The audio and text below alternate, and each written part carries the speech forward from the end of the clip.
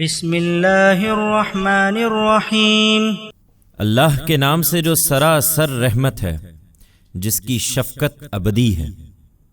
ما ننسخ من آیت او ننسها نأت بخیر منها او مثلها ألم تعلم أن الله على كل شيء قدير ألم تعلم أن الله له ملك السماوات والأرض وما لكم من دون الله من ولي ولا نصير۔ انہیں اعتراض ہے کہ تورات کی شریعت میں ہم کوئی تبدیلی کیوں کرتے ہیں۔ انہیں بتا دو کہ ہم اس کتاب کی جو آیت بھی منسوخ کرتے ہیں یا اسے بھلا دیتے ہیں، قرآن میں اس کی جگہ اس سے بہتر یا اس جیسی کوئی دوسری لے آتے ہیں۔ کیا تم نہیں جانتے لوگو کہ اللہ ہر چیز پر قدرت رکھتا ہے؟ کیا تم نہیں جانتے کہ زمین اور آسمانوں کی بادشاہی اللہ ہی کے لیے ہے؟ وہ جس کو چاہے گا اپنی شریعت کا حامل بنائے گا، اور تم اگر اس کا یہ فیصلہ نہیں مانتے تو اللہ کے سوا تمہارے لیے اس دنیا میں پھر کوئی دوست ہے اور نہ کوئی مدد کرنے والا۔ ام تريدون ان تسألوا رسولكم كما سئل موسى من قبل ومن يتبدل الكفر بالإيمان فقد ضل سواء السبيل۔ ان کی پیروی میں ایمان والو، کیا تم بھی اپنے رسول سے اسی طرح کی باتیں پوچھنا چاہتے ہو جس طرح کی باتیں اس سے پہلے موسیٰ سے پوچھی گئی تھی؟ تمہیں معلوم ہونا چاہیے کہ یہ ایمان کا طریقہ نہیں ہے، اور معلوم ہونا چاہیے کہ جس نے ایمان کے بدلے میں کفر کو لے لیا وہ پھر سیدھی راہ سے بھٹک گیا۔ ود كثير من أهل الكتاب لو يردونكم من بعد إيمانكم كفارا حسدا من عند أنفسهم من بعد ما تبين لهم الحق فاعفوا واصفحوا حتى يأتي الله بأمره ان اللہ على كل شيء قدیر۔ وَأَقِيمُوا الصَّلَاةَ وَآتُوا الزَّكَاةَ وَمَا تُقَدِّمُوا لِأَنفُسِكُم مِّنْ خَيْرٍ تَجِدُوهُ عِندَ اللَّهِ إِنَّ اللَّهَ بِمَا تَعْمَلُونَ بَصِيرٌ۔ بہت سے اہل کتاب محض اپنے جی کے حسد کی وجہ سے یہ چاہتے ہیں کہ تمہارے ایمان لانے کے بعد وہ پھر تمہیں کفر کی طرف پلٹا دیں، اس کے باوجود کہ حق ان پر اچھی طرح واضح ہو چکا ہے۔ سو ان سے درگزر کرو اور نظر انداز کرو یہاں تک کہ اللہ اپنا فیصلہ صادر کر دے۔ بے شک اللہ ہر چیز پر قدرت رکھتا ہے۔ اور ان کے فتنوں کا مقابلہ کرنے کے لیے نماز کا اہتمام رکھو اور زکوٰۃ ادا کرتے رہو، اور یاد رکھو کہ جو نیکی بھی تم اپنے لیے آگے بھیجو گے اسے تم اللہ کے ہاں پالو گے۔ اس میں شبہ نہیں کہ جو کچھ تم کر رہے ہو اللہ اسے دیکھ رہا ہے۔ وَقَالُوا لَن يَدْخُلَ الْجَنَّةَ إِلَّا مَن كَانَ هُودًا أَوْ نَصَارَىٰ تِلْكَ أَمَانِيُّهُمْ قُلْ هَاتُوا بُرْهَانَكُمْ إِن كُنتُمْ صَادِقِينَ بَلَىٰ مَنْ أَسْلَمَ وَجْهَهُ لِلَّهِ وَهُوَ مُحْسِنٌ فَلَهُ أَجْرُهُ عِندَ رَبِّهِ وَلَا خَوْفٌ عَلَيْهِمْ وَلَا هُمْ يَحْزَنُونَ۔ وقالت اليهود ليست النصارى على شيء وقالت النصارى ليست اليهود على شيء وهم يتلون الكتاب كذلك قال الذين لا يعلمون مثل قولهم فالله يحكم بينهم يوم القيامة فيما كانوا فيه يختلفون۔ یہ کہتے ہیں کہ کوئی شخص جنت میں داخل نہ ہو سکے گا جب تک وہ یہودی یا نصرانی نہ ہو۔ یہ انہوں نے محض آرزوئیں باندھ لی ہیں۔ ان سے کہو تم سچے ہو تو اس کے لیے اپنی کوئی دلیل پیش کرو۔ ان کی اس بات میں کوئی حقیقت نہیں۔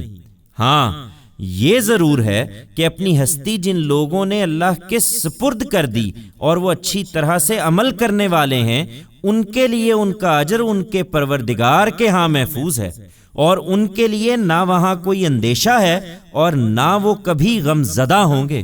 اپنے گروہ سے باہر یہ کسی حق کو نہیں مانتے، لہذا یہودی کہتے ہیں کہ نصارہ کی کوئی بنیاد نہیں، اور نصارہ کہتے ہیں کہ یہودیوں کی کوئی بنیاد نہیں، درا حالے کہ دونوں کتاب الہی کی تلاوت کرتے ہیں۔ اسی طرح بالکل انہی کی سی بات ان لوگوں نے بھی کہی جو خدا کی کتاب کا کوئی علم نہیں رکھتے۔ چنانچہ اب اللہ ان کے درمیان قیامت کے دن ہی اس معاملے کا فیصلہ کرے گا جس میں یہ جھگڑ رہے ہیں۔ ومن أظلم ممن منع مساجد الله أن يذكر فيها اسمه وسعى في خرابها أولئك ما كان لهم أن يدخلوها إلا خائفين لهم في الدنيا خزي ولهم في الآخرة عذاب عظيم وَلِلَّهِ الْمَشْرِقُ وَالْمَغْرِبُ فَأَيْنَمَا تُوَلُّوا فَثَمَّ وَجْهُ اللَّهِ إِنَّ اللَّهَ وَاسِعٌ عَلِيمٌ۔ اپنے انہی اختلافات کی وجہ سے ایک دوسرے کی عبادت گاہوں کو ویران کرتے رہے ہیں، اور اس شخص سے بڑھ کر ظالم کون ہے جو اللہ کے معبدوں میں اس بات سے منع کرے کہ وہاں اس کا نام لیا جائے اور ان کی ویرانی کے درپے ہو۔ ان کے لیے اس کے سوا کچھ زیبا نہ تھا کہ ان معبدوں میں جائیں تو اللہ سے ڈرتے ہوئے جائیں، لیکن انہوں نے سرکشی اختیار کی تو اب ان کے لیے دنیا میں بھی ذلت ہے اور قیامت میں بھی ایک بڑا عذاب ان کا منتظر ہے۔ یہ اس لیے ہوا کہ ان میں سے کسی نے مشرق کو قبلہ ٹھہرایا اور کسی نے مغرب کو، اور حق یہ ہے کہ مشرق و مغرب سب اللہ ہی کے لیے ہیں، لہذا اللہ کے حکم پر تم جدھر رخ کرو گے وہیں اللہ کا رخ ہے۔ اس میں شبہ نہیں کہ اللہ بڑی گنجائش والا ہے، وہ ہر چیز کو جانتا ہے۔ وقالوا اتخذ الله ولدا سبحانه بل له ما في السماوات والأرض كل له قانتون بديع السماوات والأرض وإذا قضى أمرا فإنما يقول له كن فيكون۔ پھر یہی نہیں، اپنی نجات کے یہ مدعی اس قدر پستی میں گر چکے ہیں کہ انہوں نے کہا ہے کہ اللہ کی اولاد ہے۔ لا ریب وہ پاک ہے ان باتوں سے، بلکہ زمین اور آسمانوں میں جو کچھ ہے اسی کا ہے، سب اس کا حکم مانتے ہیں۔ زمین اور آسمانوں کو وہی عدم سے وجود میں لانے والا ہے، اور جب کسی بات کا فیصلہ کر لیتا ہے تو اس کے لیے اتنا ہی کہتا ہے کہ ہو جا، تو وہ ہو جاتی ہے۔ وقال الذين لا يعلمون لولا يكلمنا الله أو تأتينا آية كذلك قال الذين من قبلهم مثل قولهم تشابهت قلوبهم قد بينا الآيات لقوم يوقنون إنا أرسلناك بالحق بشيرا ونذيرا ولا تسأل عن أصحاب الجحيم۔ اور اسی طرح ان لوگوں نے بھی کہا ہے جو کتاب الہی کا علم نہیں رکھتے کہ اللہ ہم سے براہ راست کیوں ہم کلام نہیں ہوتا، یا ہمارے پاس کوئی واضح نشانی کیوں نہیں آتی۔ بالکل اسی طرح جو ان سے پہلے گزرے ہیں انہوں نے بھی انہی کی سی بات کہی تھی۔ ان سب کے دل ایک سے ہیں۔ ہم نے اپنی نشانیاں ان لوگوں کے لیے جو یقین کرنا چاہیں ہر لحاظ سے واضح کر دی ہیں، لہٰذا تمہاری کوئی ذمہ داری نہیں کہ ان کی خواہش کے مطابق انہیں معجزے اور نشانیاں دکھاؤ۔ ہم نے تمہیں حق کے ساتھ بھیجا ہے اے پیغمبر، بشارت دینے والا اور خبردار کرنے والا بنا کر، اور تم سے ان دوزخ والوں کے بارے میں ہرگز کوئی پرسش نہ ہوگی۔